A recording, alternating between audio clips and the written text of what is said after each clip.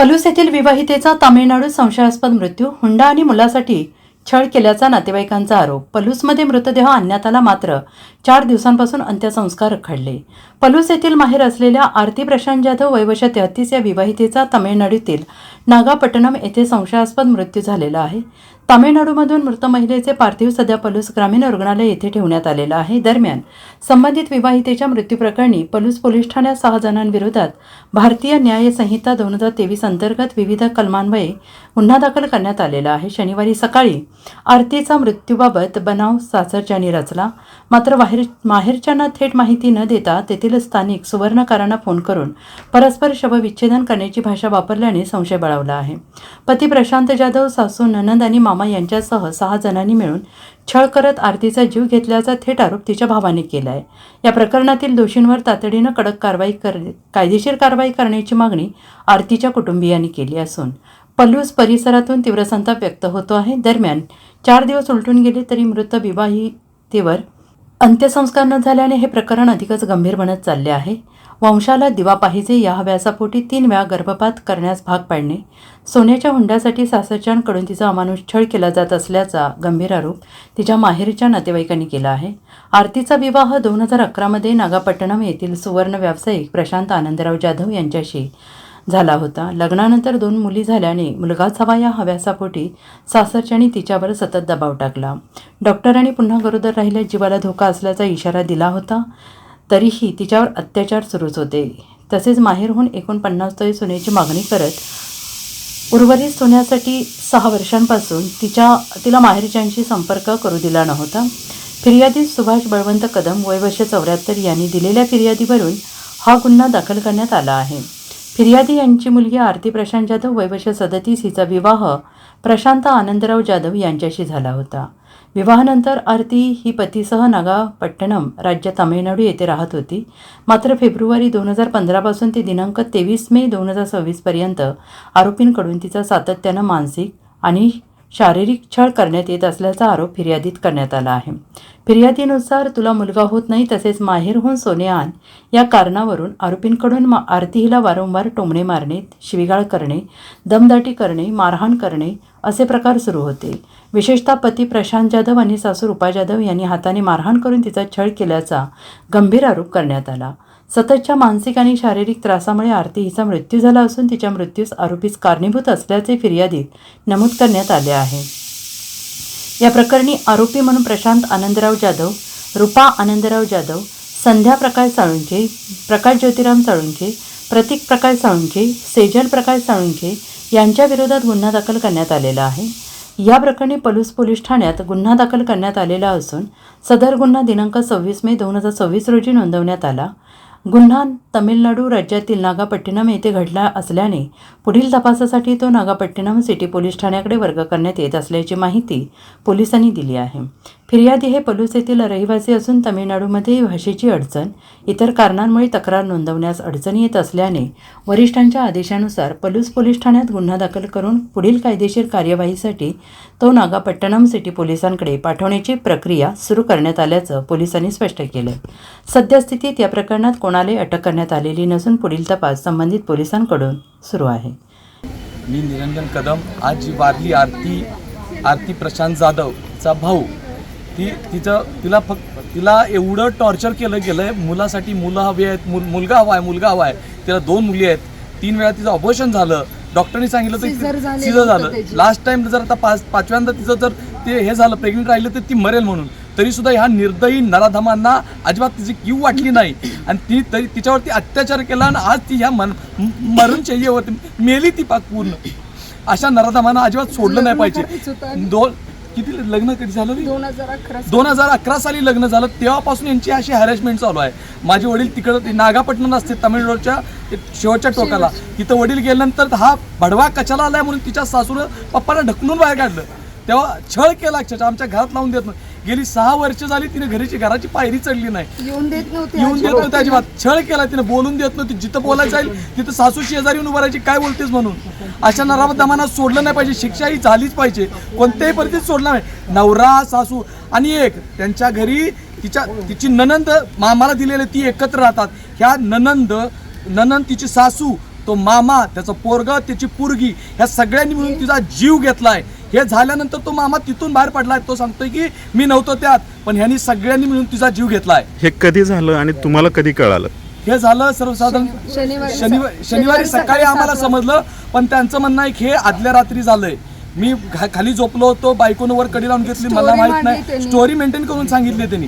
दुसऱ्या दिवशी सकाळी मी गेलो, दरवाजा उघडला नाही, बॅटनं दरवाजा उघडला आणि नंतर बघितलं तरी खाली पडली. पण हे कुठंही आम्हाला ते पटतच नाहीये पूर्णपणे. यांनी मला कॉल अजिबात केला नाही. यांच्या तिथल्या ह्याच्या स्वर्णकार संघटनेच्या अध्यक्षांनी मला 4 वेळा सांगितलं तुम्ही इकडे येताय का, आम्ही तिकडे विल्हेवाट लावू.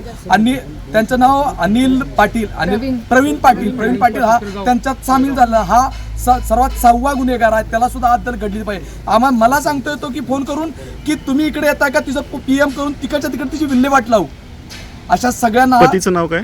पतीचं नाव प्रशांत आनंदराव जाधव. प्रवीण पाटील पूर्ण नाव प्रवीण पाटील त्याचं पूर्ण नाव माहिती नाही. तो शिरगावचा आहे तो, आणि तोही तो 6वा आरोपी आहे. त्यानंही आम्हाला त्याच्या तिथं आल्यानंतर अजिबात कुठल्याही प्रकारचं त्यात त्यांनी सहकार्य केलं नाही. तिथं अक्षरशः आम्ही बाहेर उभारलो होतो, यांनी सगळं मॅनेज केलंय. आणि आम्हाला न्याय, एक फोन तिच्या जवळ नाही. आम्हाला न्याय हा मिळालाच पाहिजे आहे. आणि त्यासाठी तुम्ही त्यांना किती सोनं घातलं होतं म्हणलं?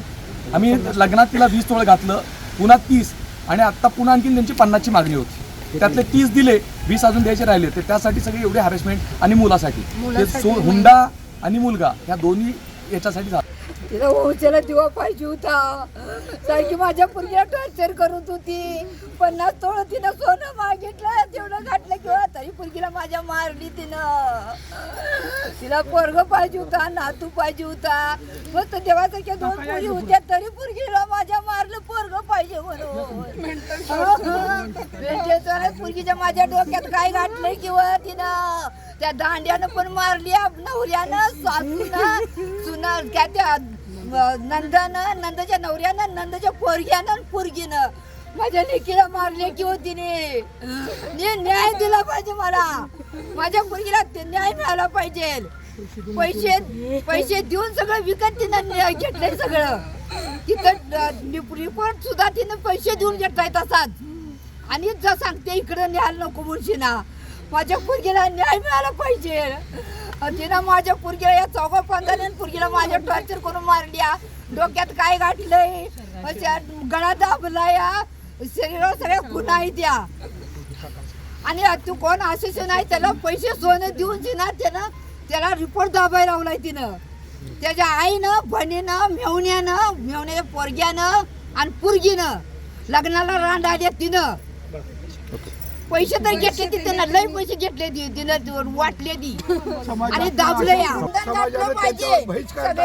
टाकलं पाहिजे. माझी मारली. मुली ह्याच सर्व काही आहे. तिला टॉर्चर करून मारलं. चौघांनी तिचा हात पाय धरले, तिने मारलंय तिला. तिच्या 2 पुरी असताना गावाकडे ठेवल्या आणि फक्त 4च घरात होती. मारलं हरामखोरांनी. लग्न होऊन किती वर्ष झाली? रात्रीचं बाहेर निघाली, गाडी घेऊन पळून गेली. लग्न होऊन किती वर्ष झाली? 17 वर्ष तिला लय टॉर्चर केले. 50 तोळं सोनं मागितलं, तिला 50 तोळं आमच्या हवाले केले पाहिजे. त्यात तिनेला 4-5 मारणार आहे आणि आम्हाला न्याय मिळाला पाहिजे. ठीक आहे. अजिबात पाठवून देतो. 14 वर्षात आमच्याकडे येऊन देत नव्हती. गावाकडून आली तर आमच्या घरात पाऊल ठेवत नव्हती. तिला नातू पाहिजे होता. या मादरचोद बाईनं ऐकायला कशाला आलाय अशी पण ती मला शिव्या पण देत होते. वापरायला देत नव्हते. चप्पलनं मारायचं माझ्या नवऱ्याला, चप्पलनं मारायला ती बाई रांडच्या उंडगीच्या म्हणली माझ्या नवऱ्याला. ती पुरगीला भेटा गेल्या ना, भेटून देत नव्हती, येऊन देत नव्हती पलूसला. आणि दुसरं लग्न काजीला माझ्या मारल्या. डोक्यात काय घातलं, टॉर्चर लय केलंय तिनं. ठीक आहे. जुन्नत आरती जी माझी पत्नी आहे, माझं एवढंच म्हणणं आहे, समाज एवढं सुशिक्षित आहे. शासन बेटी पढाव बेटी बचाव धोरण राबवते. समाजामध्ये किंवा मुलगा पाहिजे म्हणून जर अशा पद्धतीने एका स्त्रीचं अंत होत असेल तर समाजानं ह्यातून काही घेण्यासारखं आहे.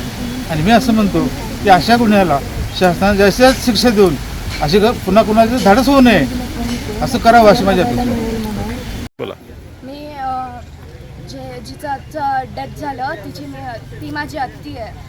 अँड हे झाल्यापासून लाईक आज ही पॅट्रियार्कल थॉट्स आपल्या सोसायटीमध्ये आजही आहेत आणि हे इतके एक्सटेंडला वाढलेत की डेथ होत आहे. ते लिटरली लोकांना कळत नाही आहे की मुलगा हवा आहे ह्याच्यासाठी इतके वेडे झालेत की ह्या हद्दपर्यंत जाऊ शकतात.